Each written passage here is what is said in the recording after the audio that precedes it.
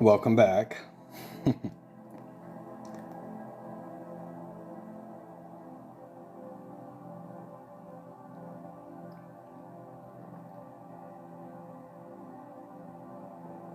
Welcome in, Carolyn. Hello, everybody. Welcome to the first inaugural Magi's Book Club. Did it not update the description? I actually just changed it. Apparently it did not update. Hello, everybody. Welcome in. So I'm doing a very different kind of live right now than what I usually do. I've had quite a bit of interest from people about my books. See, I've been going live now for quite a while, and lurking in the background is always my bookshelf with the books that I've got on it. And numerous people have asked me about my books and what kind of books that I've got. So I decided to do a live talking just about books. And this live is not going to be for everybody. But the thing is, I am a bit of a bibliophile. I love to read. I do so compulsively at times. If I see something that has writing on it, I have to stop and pick it up and read it. And behind me on the bookshelves are some of my favorite books. This is most of my book collection. And I just made a video this morning because somebody wanted to see some of the titles that I've got on my bookshelf. And it made me think, maybe I should go live every once in a while and do a live talking just about books. And so that's what I'm going to try to do. For each one of the lives, I'm going to either I pick or if enough people want to talk about a certain book, then we will select that book for the duration of the live and talk all about that book.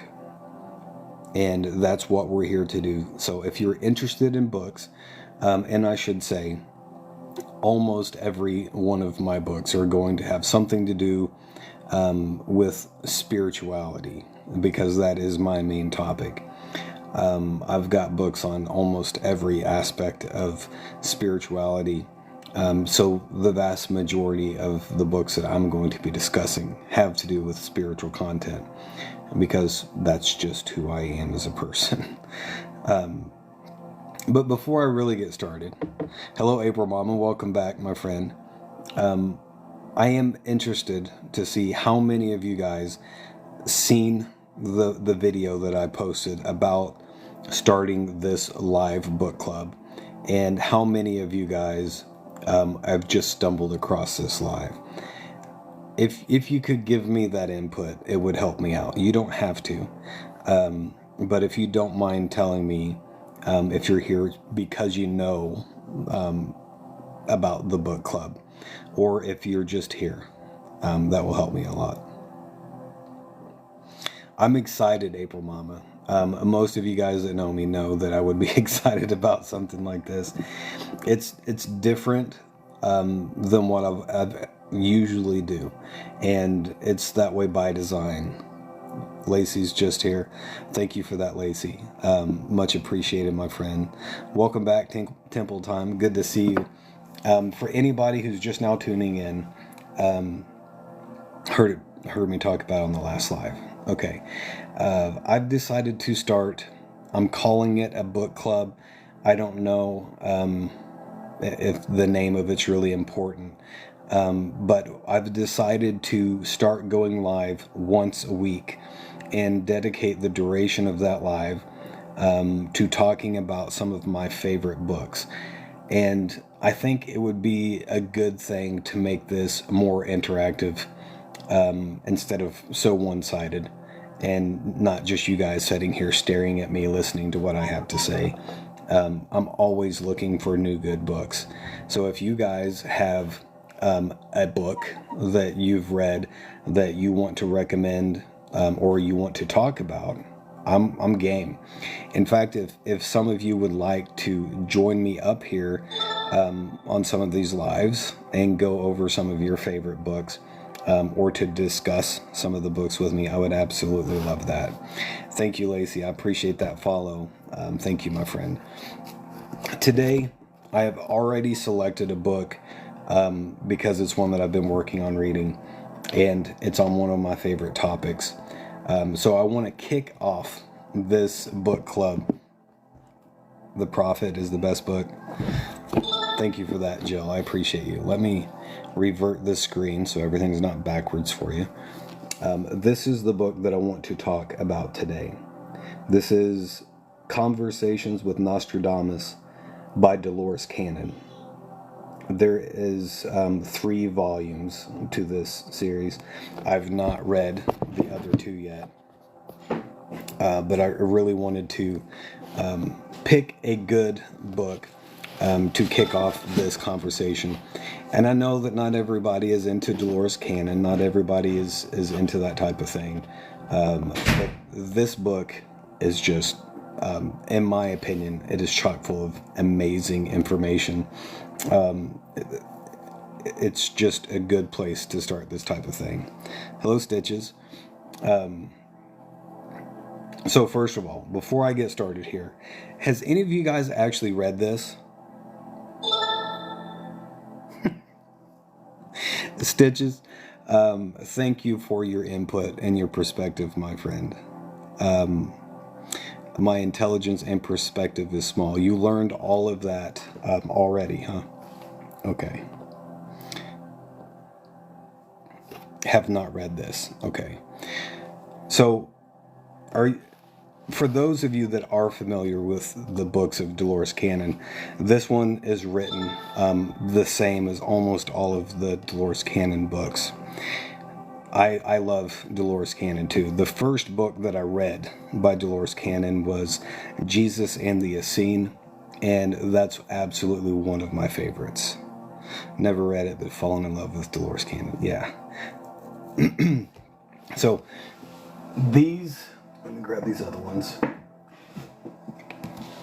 There are, again, there's 2 other volumes. This is just volume 2 and then volume 3. And they are a continuation of the story that we're getting ready to get into talking about this first book.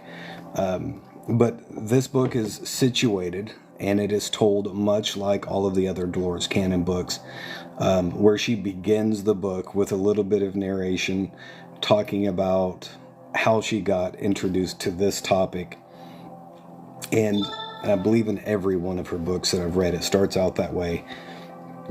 And she starts talking about how she met the people either through group activity relating to regressive hypnosis, specifically her QHHT, the quantum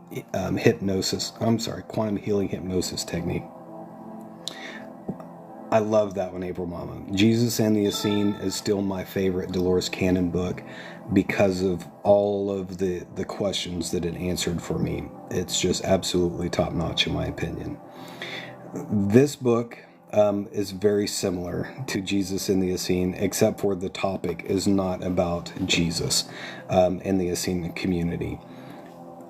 The overall topic, obviously, of this book is Nostradamus, and the title Conversations with Nostradamus is what the book's all about.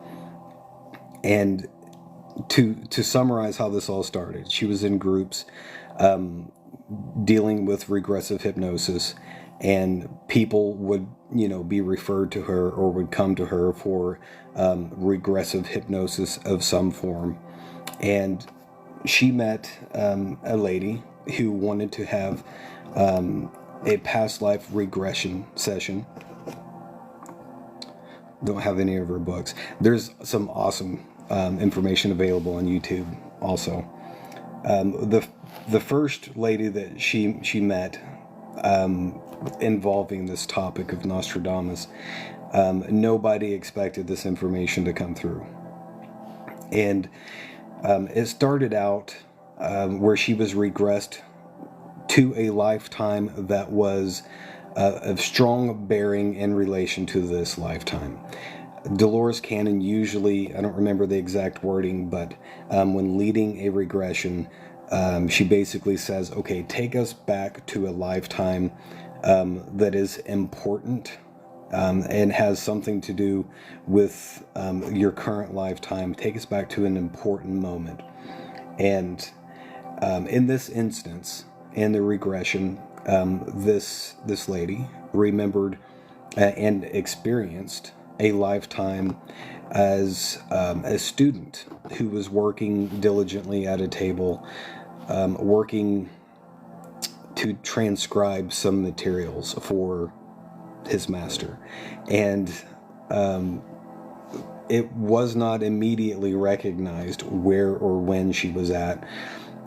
She usually, in her regression, she tries to get some details without leading the regression, which I think is important, because the subconscious mind is wide open to suggestion. So you got to really be careful in any type of regression that you're not leading that person to say certain things or to influence what's coming out of that reading.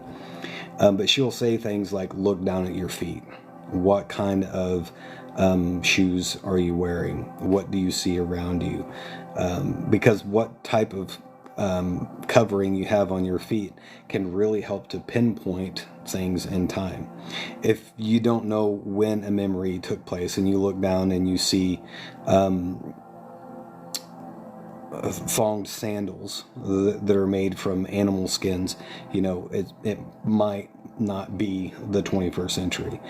But if you look down and you see something like rubber-soled sneakers, it's probably not, from the first century, something like that. So she starts out with that kind of thing, and this person is basically just sitting at a desk transcribing some important documents for their master. And the information later comes out after asking all these series of questions, that she's actually speaking to the apprentice of Nostradamus. And of course that changes absolutely everything once she finds that out. But it doesn't start out that way.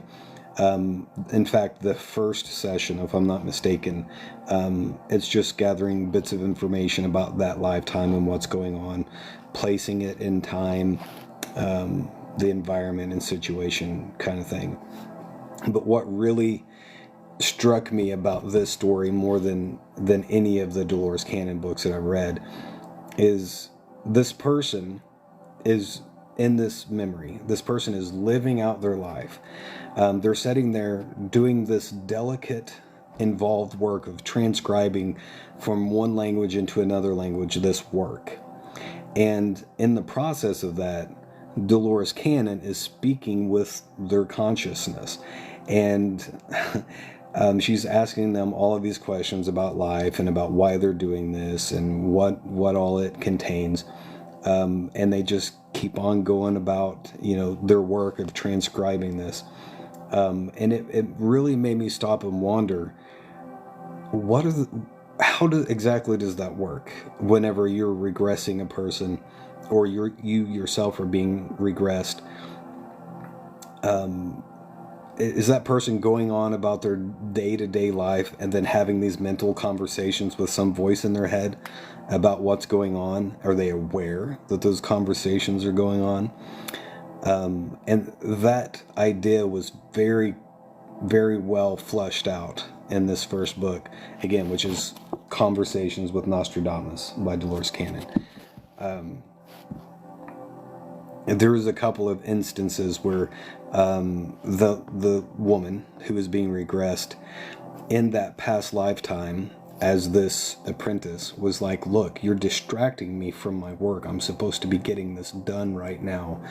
And then that gives the first whiff that maybe this is not just a regular memory.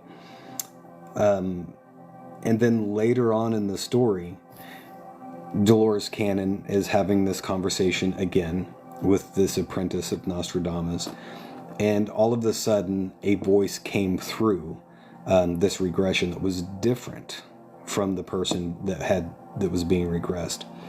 And this person, this voice, said, they claimed to be Nostradamus, and said, look, you need to understand something. You think, you are talking to somebody about a memory of a time long past.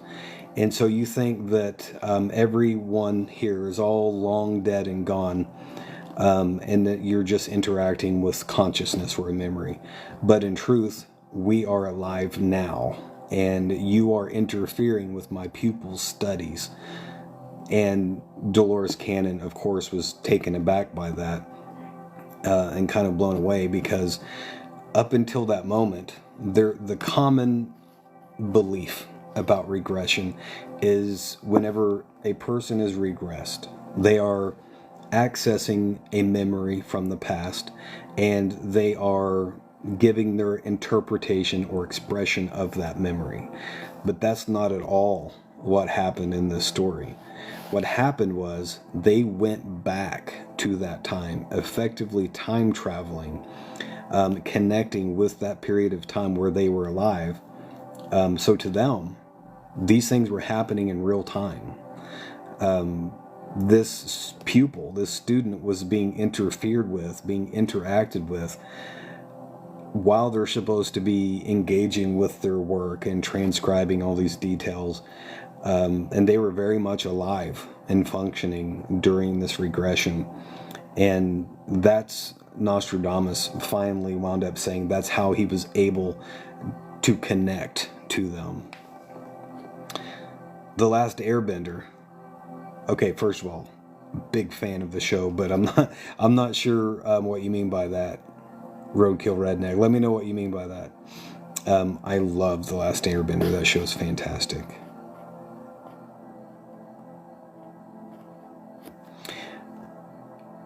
So anyway, that is, by and large for me, that is the biggest insight or bit of information that's come out of this first book, The Conversations with Nostradamus, is the understanding that when a person is regressed, truly regressed, especially for what is termed a somnambulist, which is somebody who goes much deeper into this trance-like state, they physically experience these regressions. They don't just remember or recall a past life. Oh, okay, I got you, Roadkill Redneck. Yeah, definitely. That makes perfect sense. And I'm glad you brought that up, because that's where I was wanting to go with this conversation. What this means, if this is real, and I do believe that this is real and accurate, is that they're not accessing a memory. That's not what is happening during a true regression. What is happening is they are going back to that time, or going forward to a future life, and they are there at that time. And this does mirror that metaphysical principle of time, that time is non-linear. It does not exist the way that we perceive time. The way that we usually perceive time is that time has a beginning point, right? Point A. And somewhere in the far distant future, it has an end time, like point Z. And we are progressing linearly from one step to the next along this timeline. That's the way we perceive and experience time. But metaphysically speaking, time is non-linear, and all time is happening now in the present moment. So whether you're talking yesterday, today, 5,000 years ago, or 7,500 AD, it's all happening now. And what this book points out is that we have the ability to connect with those different times through consciousness. And I believe that's what a regression is. That's essentially what Nostradamus reveals in this book through these conversations that Delores Cannon has with this individual. Ah, okay. PNL, thank you for that. This is my personal motto: think for yourself, question authority. And I think that everybody would do well to live by that, especially in the day and age that we live now with so much garbage floating around. Sure, we live in the age of information, but in order to get at the truth now, it's a lot like sifting through this giant haystack trying to find that one little bit, that one little tiny needle. I have not, Liz. I've not got to watch that. Okay, for anybody who's just joining, we are discussing Conversations with Nostradamus by Delores Cannon, Volume 1. There are 3 volumes of this book. I have not got to read the other 2 yet. So right now I'm only talking about this first book with you guys.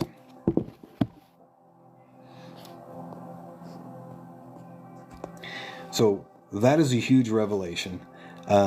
You're very welcome, my friend. This is a huge revelation, first of all, and I'm not really surprised that that came out in this, especially from an advanced soul such as Nostradamus, because he understood very well that psychically he was connecting to somebody that was hundreds of years away from him in time.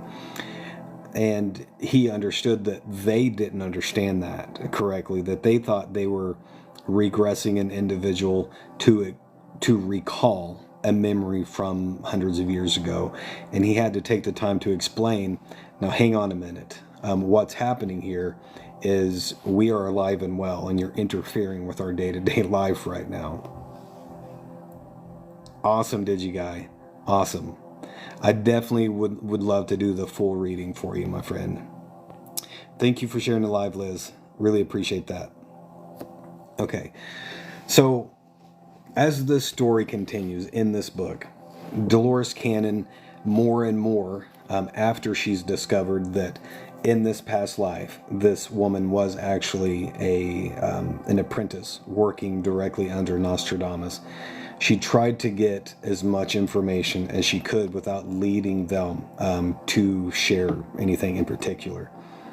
And more, the voice of Nostradamus started coming through. And at one point told her that part of her life purpose, her life path, was to work with the material of the quatrains of Nostradamus and bring the truth of those prophecies to the world. And they talked about the problem of the quatrains, which for anybody who's familiar with Nostradamus and has ever read any of the quatrains, you probably know what I'm talking about. They are written in a way that is unlike any other prophecy. They're written like poetry, first of all. They are rather vague, and the language that is used is somewhat, I won't say somewhat, is very open to interpretation. And that's the number one complaint for anybody who studies prophecies or psychics or anything like that, is they say, well, if Nostradamus was really that good, if he was really this amazing prophet, then why are all of these quatrains like this? Why are they all so vague, and the way that the details are given, they could be, understood to be 100 different things. And she talks to Nostradamus about that in this book. And he says, yeah, it's that way. It had to be that way, because I live in a time to where if I was to clearly state these things to the world, I wouldn't have lived very long, and these works would have never been published, because this was at a time, and to thank for ourselves. I'm sure that's a huge part of it too. Excellent idea, Moonwater. He lived during a time to where there was no separation between church and state, right? The church was the law. If you went against the church, you didn't have a very long life expectancy. If you shared something that the church didn't like, you wouldn't live very long. Somebody who was talking about the things that Nostradamus was talking about, that puts a really big target on your back. He predicted the deaths of numerous kings and queens and even popes and things like that. And he said that he had to word things in such a way as to leave it open to interpretation so that it would be just vague enough to where you might be able to get the truth out of it if you were an apt enough pupil. But for the rest of the world, especially the church, and the ones who were all too eager to burn people at a stake, they didn't see any real threat in it because they thought it was nonsense. So he was able to publish his work and get it out there to the world and potentially warn people about it. And the hope was that those who were awake enough, those that would actually think critically and engage with their intuition, as an example, they could get the truth out of his prophecies and they would be able to be forewarned before things would happen. But another really interesting thing that I really didn't expect is that he said in the publication process and how it had been handed down through time that things had changed and that there was some mistranslations to the meanings of his quatrains, and that he asked Delores Cannon to work with the quatrains, to go through them one by one and basically set with the energy of the quatrain and see what she thought that it meant to her. And then during the next regression, Nostradamus would come through and then they would discuss that series of quatrains, and then he would give her the true meaning of what was meant by that quatrain, because hundreds of years had elapsed since the writing of these prophecies, right? And there are people who specialize just in the prophecies of Nostradamus that are considered to be the authorities on that work. And basically, their interpretations are what is accepted. So if they say this quatrain means Nostradamus is making a prediction about 2024 in New York City, then that's what is accepted by society because they are the authorities. So Nostradamus wanted to set the record straight by discussing them line by line with Delores Cannon. And she would say, well, this is what everybody says that this means. And he would say, no, that's not what it means. And then explain to her what truly was meant by that. That's why there's 3 volumes to this series. There's volume 1 through 3, because she spent years going through all of the quatrains, maybe not all of them, but going through the quatrains. And then having conversations with Nostradamus and getting his explanation and interpretation of what was truly meant by that. And that's huge. If this is a legitimate, accurate connection to Nostradamus, then that is an invaluable insight to be able to have. And of course, I've not read all 3 of these yet, but there's some really interesting things that have come out in the first one. T. Birdie, no, Delores Cannon has passed away. Her daughter is the one that is over the foundation. I can't remember what it's called now. They have a publishing company. I think it's called Ozark Mountain Publishing, and they have a center for QHHT, which is the regressive hypnosis specialized formula that Delores Cannon developed, that stands for a quantum healing hypnosis technique, to where they teach that to other people. But it is her daughter that has continued that, and several other people. But Delores Cannon has passed away. Hello, Cherry Pie. Welcome in, my friend. I want to, let me see if I marked my place in here. Okay, one other thing that I want to share with you guys that I thought was really, really interesting is the original person that Delores Cannon first regressed, that experienced this past life in connection to Nostradamus. Okay, give me just a second. Hold that thought. We are discussing Conversations with Nostradamus by Delores Cannon. I'm doing a special live today for the first inaugural voyage of Magi's book club.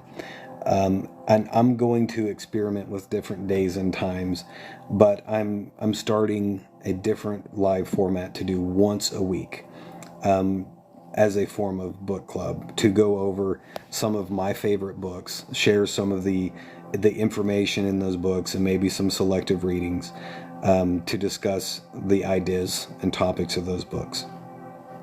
Good morning, Tree. Welcome in, my friend. Okay, and today we're talking about the book Conversations with Nostradamus by Delores Cannon. Excuse me, guys. So, thank you guys for the follows. I appreciate that. The very first person that Delores Cannon regressively hypnotized, that experienced this past life that we're talking about, she was a student of Nostradamus. They only got to do a few sessions, and then this lady moved. She was moving to seems like she was going to move to Alaska. She was moving far enough away that it wouldn't be possible for her to do any more regressive hypnosis sessions with this lady.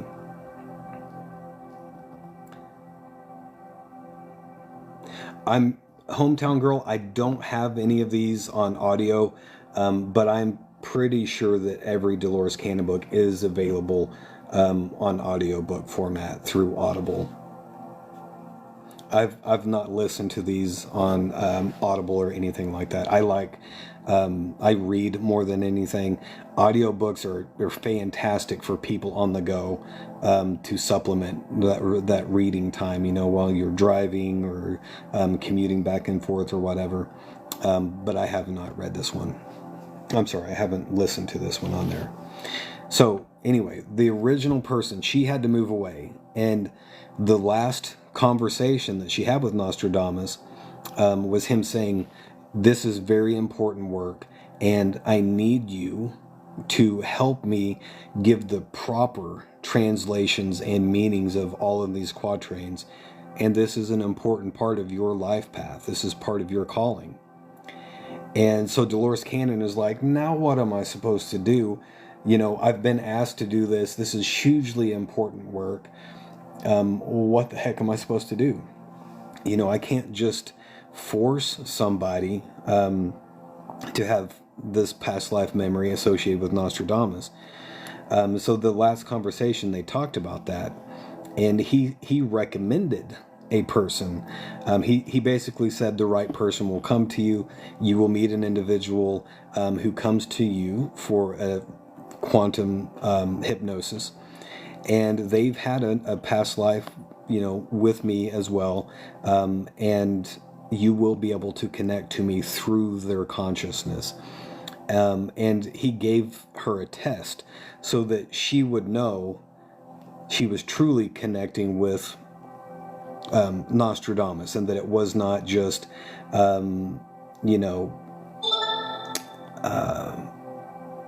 what's the word that I'm looking for? That it wasn't some type of imprinted memory or something that this person was just trying to lead her on with. That she would genuinely know she was connecting with Nostradamus. And that's exactly what happened. She met the right person. She regressed them, and they connected again with the consciousness of Nostradamus, and he gave her the information to pass that test. He was cruising my books. Well, what do you think? That was the whole point of me doing that video. I'm going to pause there just for a second, guys. Anybody who does not know, who has not seen it yet, this morning I made a video of all of my books that I have in my current library. I just done a quick video scroll showing all of the titles, and I think most of them are recognizable where you can make out the titles of each book. I did that because several people were wanting to know what all books I've got, and I thought it would be a good idea before doing this book club to put out there what books I do have. That way, if somebody said, ooh, I want to talk about that book, let's do that, then we could talk about that specific book. But I will say this, my book collection has evolved. I don't have nearly as many books as what I used to have. For close to a year, I would have a book drawing on our regular Soul Group Live, once a week or once every other week, where I would draw a name and then that person would get a book out of my library. So I've given away a lot of my books. I don't have nearly as many as what I used to. And it seems like every time now that I meet somebody or I'm talking to him, I say, ooh, you need to read this book. And I'll go to grab it off my shelf and then remember I don't have it anymore because I gave it to somebody. Yes, T-Birdie, she did. In fact, I think there's 3 different people. Let me make sure that I'm not making that number up real quick. But if I'm not mistaken, there was 3 different individuals that she wound up regressing and contacting Nostradamus through.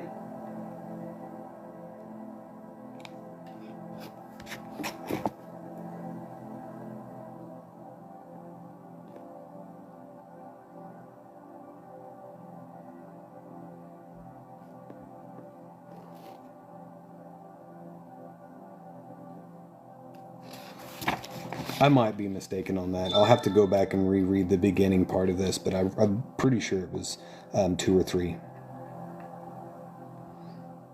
I'm always asking creators to do that.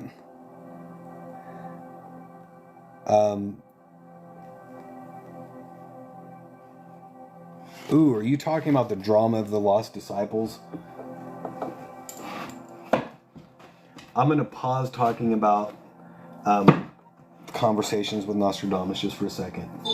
Is this the one that you were talking about, Cheryl?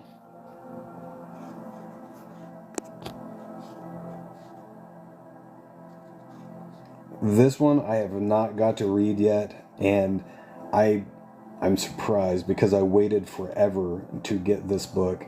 This book was actually recommended by Delores Cannon as a supplement to Jesus and the Essene, one of the very first books that she wrote. And I absolutely love that book. I love the topic of it.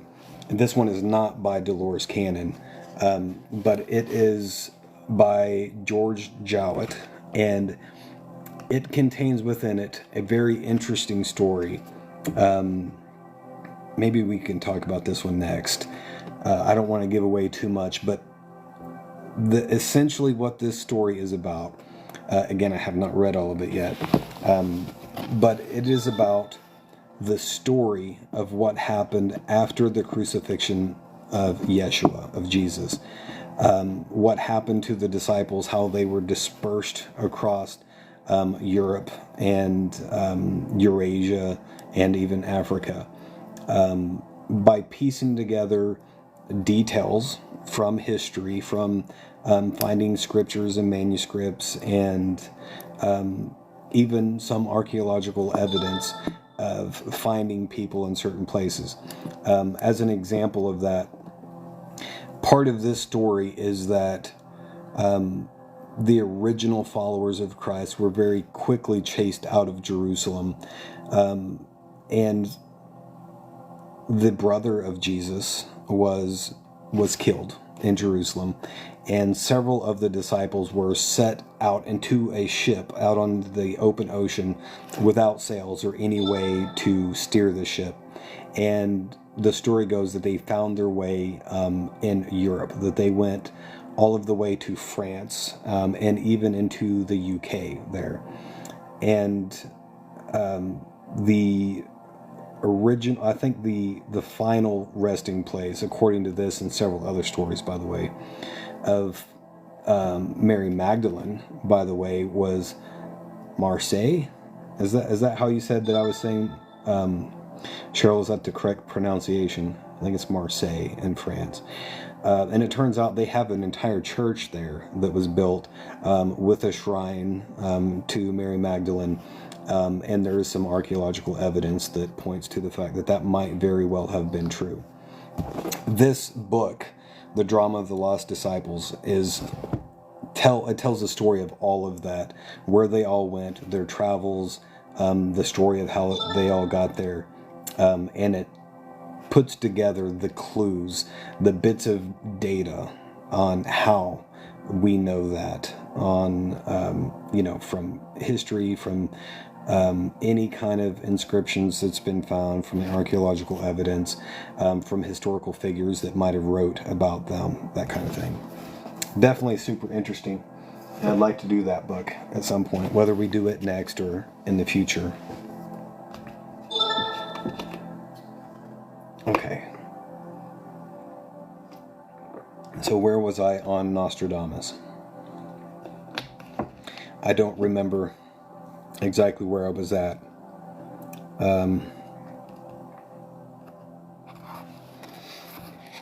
But there was more than one person that she contacted Nostradamus through.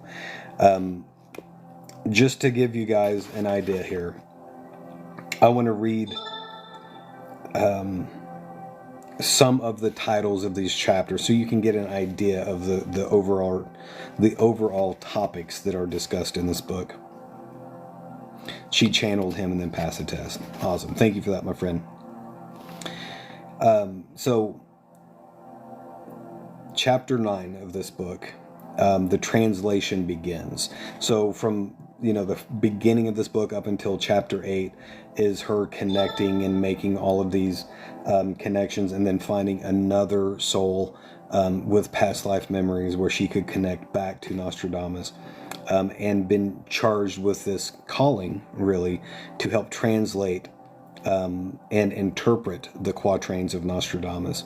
And so then from chapter 9 to the end of it is the analysis of a lot of these quatrains, such as the quatrains dealing with the past, the present time, the near future, the time of upheavals, the coming of the Antichrist, the last three popes, the ravage of the church, the monster appears, Europe the eternal battlefield, the time of troubles, and this one I really like, the cabal, the turning of the tide, aftermath of the Third World War, the great genius, the far future, the end, and the beginning. So chapter 9 is where the translation of the quatrains really starts. Up till that point, the beginning of the book is telling the story of how she got set on this path of translation of the quatrains through these individuals that she was doing the regressive hypnosis for. I had a selection in here that I had earmarked that I really wanted to read to you guys, and I think I've lost my place there. Oh, sorry, April Mom, I missed your comment. Nostradamus lived in France, which is amusing because I was just talking about that in the 1500s. The quatrains, it's a type of prophetic poem, basically, and it's essentially 4-line, really short, sweet, and simple poem style, kind of like is it a haiku? Is that what I'm thinking of? It's similar to a haiku, but the number of lines is different and the structure of it is different. Thank you for stopping in, Boba Freak. I appreciate you. Okay, let me see if I can find the place I want to read to you guys real quick to close this out with you. There's obviously far too much in here to go over with you guys on a short live. But this book is incredibly interesting, and I think you guys would love it.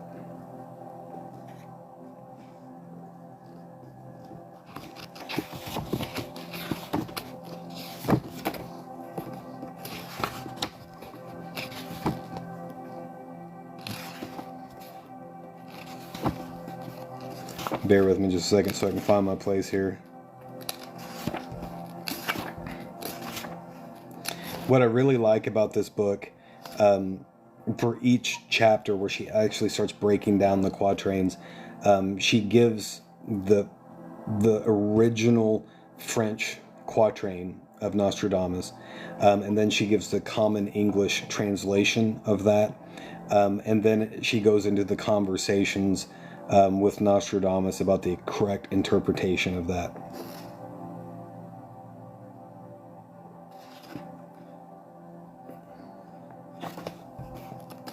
Okay, I know it's right around here somewhere. I believe you have that. Probably do.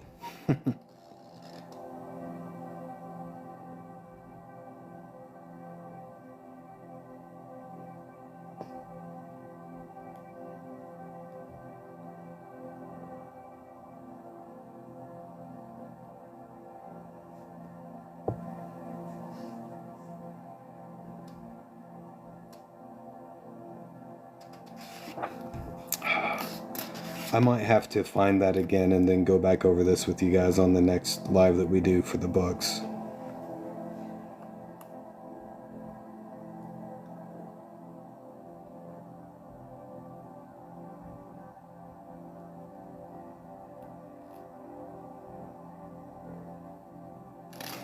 Yeah, my bookmark fell out, guys.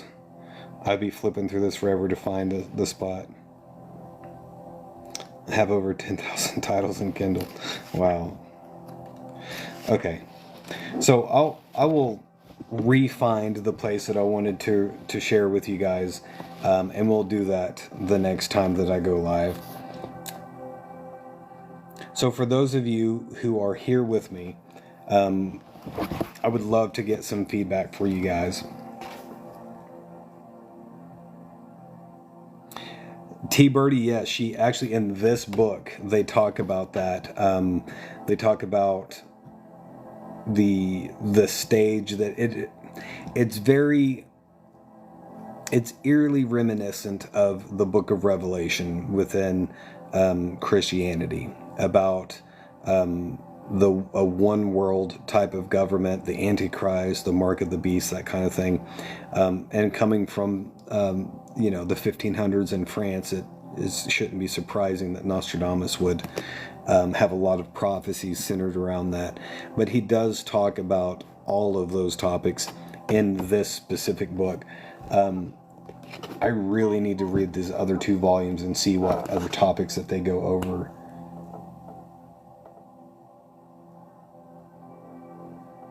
Okay, so it looks like she kind of picks up right in the middle of that. Now, this is the second volume. Let me read the titles of these chapters to you guys. This is from Conversations with Nostradamus, Volume 2. The Adventure Continues is the first chapter. More quatrains interpreted by Brenda. The Present Time, the Near Future. And then Chapter 5, The Antichrist Emerges. The Deeds of the Monster, The Far Future, the Horoscopes, The Tapestry Room, The Golden Thread of Nostradamus, Nostradamus and Astrology. I can't wait to read that one. The Force of the Evil Priest is Chapter 13. And then Chapter 14 is The Number of the Beast. And then Chapter 16, the translation begins through John, the fate of the Antichrist and the world, the injured child. And then this one's really interesting, and something tells me this has something to do with our current situation right now. Chapter 23 in Volume 2, Nostradamus' First Contact. The Drawing of the Map. Finding the Date of the Shift. Wow, I feel like I need to read this one right now. I'm sorry, guys. I found a squirrel. And this one is right on my topic that I'm researching for my book right now.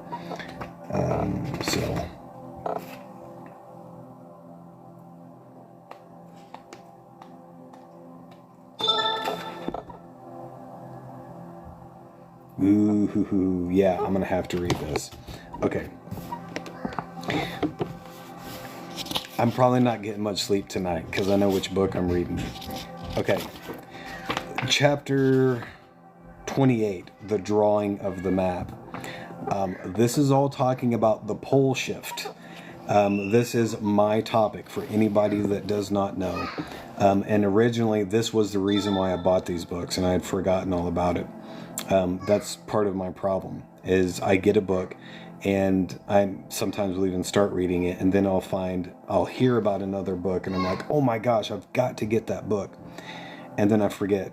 I'm in the middle of reading like 7 or 8 books at a time. I'm terrible about that. I don't recommend that type of reading. But anyway, this chapter is all about drawing of the map of the future Earth as a result of the coming cataclysm through the pole flip. For any of you who are not familiar with that topic, I strongly encourage you to look into it, because that is what was revealed to me by Spirit in a vision 20 years ago. And prior to that, I had no idea, never heard anything about it.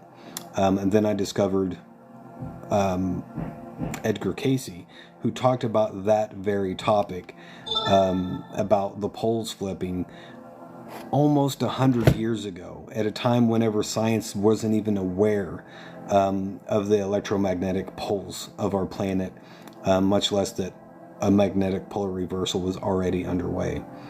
So this is what Nostradamus has to say on that topic, and I cannot wait to read this. I will share a picture of this map with you. This is my first time seeing it, but I want to share this with you guys. Hope you can see. Hang on, let me revert this. Without reading this, my assumption is this is the map that was put together based on the information that Delores Cannon gathered through conversations with Nostradamus as to the major placements of impact due to the polar reversal.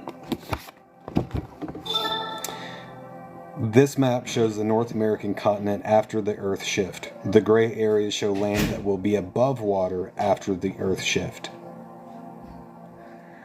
Wow. Okay, let me read that again, and then I'm going to show you this map again. This map shows the North American continent after the Earth shift. The gray area shows land that will be above water after the Earth shift.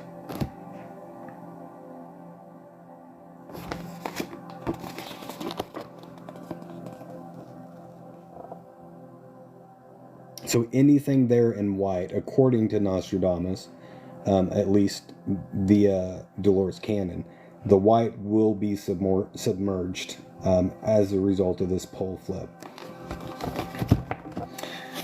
I would have thought the reverse too initially, except for, first of all, there's a high degree of this map here that corresponds with the information from Edgar Casey, who talked about this very thing. Primarily this. You see this gray blob over here in the Caribbean?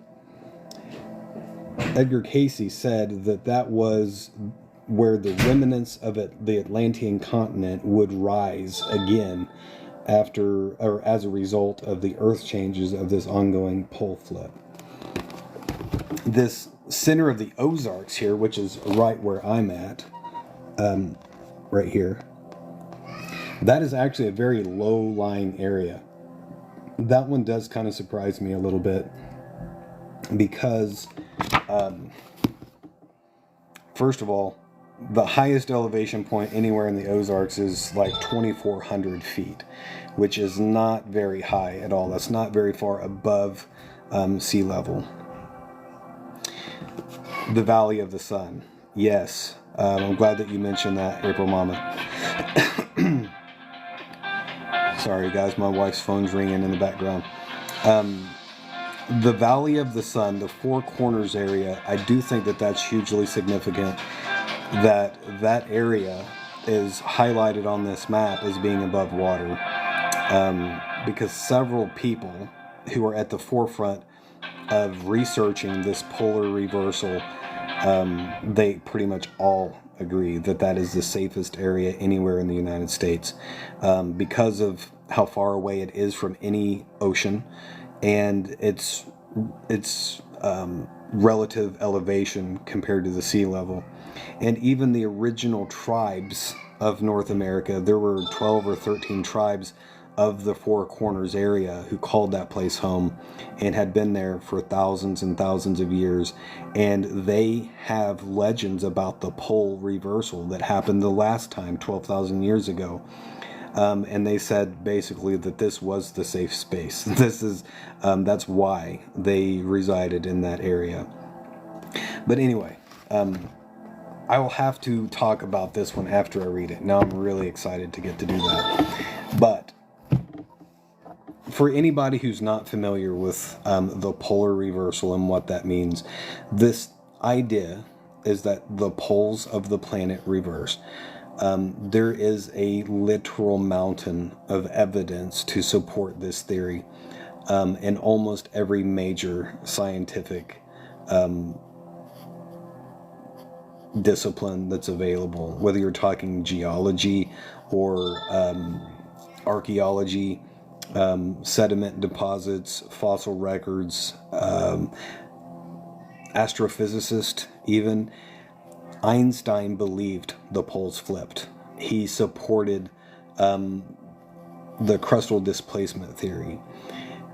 Some of the smartest people that have ever lived believed that this was true. But the idea is that the pole flips as a result of the magnetic polar reversal. And in the process of that happening, the Earth is completely in a state of upheaval, that new lands rise out of the ocean through the stresses of the Earth rotating over on its side. There is, because of the shape of the Earth and it spinning on its axis, there's a bulge where the crust bulges out close to the equator. So there's a lot of stress and tension already on that. But whenever it begins to shift, that bulge, it has to restructure itself, right, in order to account for that gravitational shift with the poles rotating. So the crust shifts in violent and unexpected ways, meaning in some areas the ground sinks, it loses elevation. In other areas, the ground rises. So there's new lands formed that comes up out of the ocean.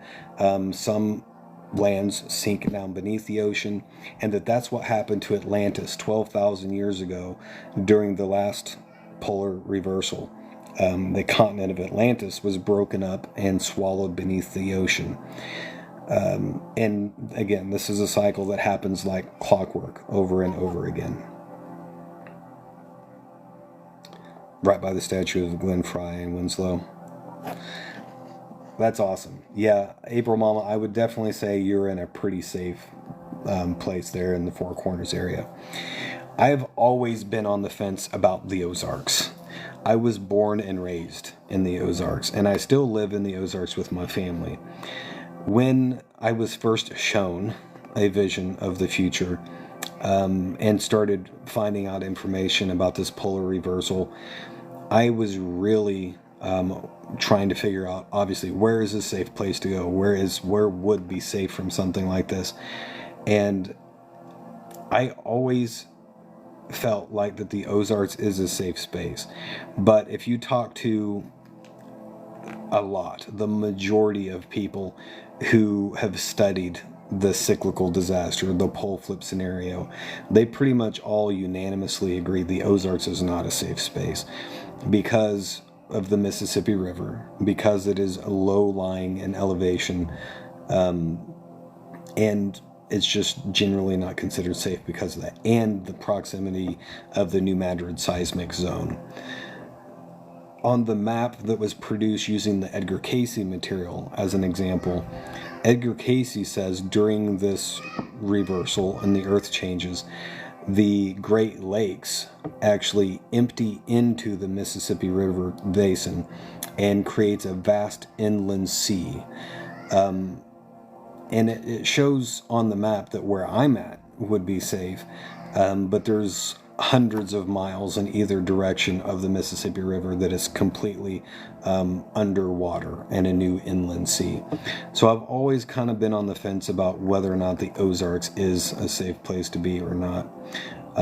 Apparently, according to Delores Cannon and Nostradamus, the Ozarks is a safe haven, which to me would have to mean that this area would rise in elevation where other lands sunk. Standing on the corner of Winslow. Okay, yeah, I get the reference now. All right, everybody. So I'm going to go ahead and end this live for now and take me a break. I hope that you guys have enjoyed this first inaugural book club live. I very much look forward to doing this in the future. If you guys have any ideas or suggestions about this, reach out to me. I'd love to hear them. I will be going live again later today to do some more astrological analysis of people's life path summaries by donation. If any of you guys are interested in that and you have not had me look into your life path, your past life, your current life, and the spiritual lessons that you're here to embody, I am doing those by donation to make that more accessible to everybody. And of course, you could also book a full reading on my website if you're interested in that as well. We did have a lot of people here for the first time. It was awesome. I'm always excited whenever that happens. All right, everyone. Thank you so much for being here. I appreciate each and every one of you. I will be live again here after a while to do some astrology. If anyone is interested in that, I hope to see you then. Until then, everyone take care, and I will see you soon.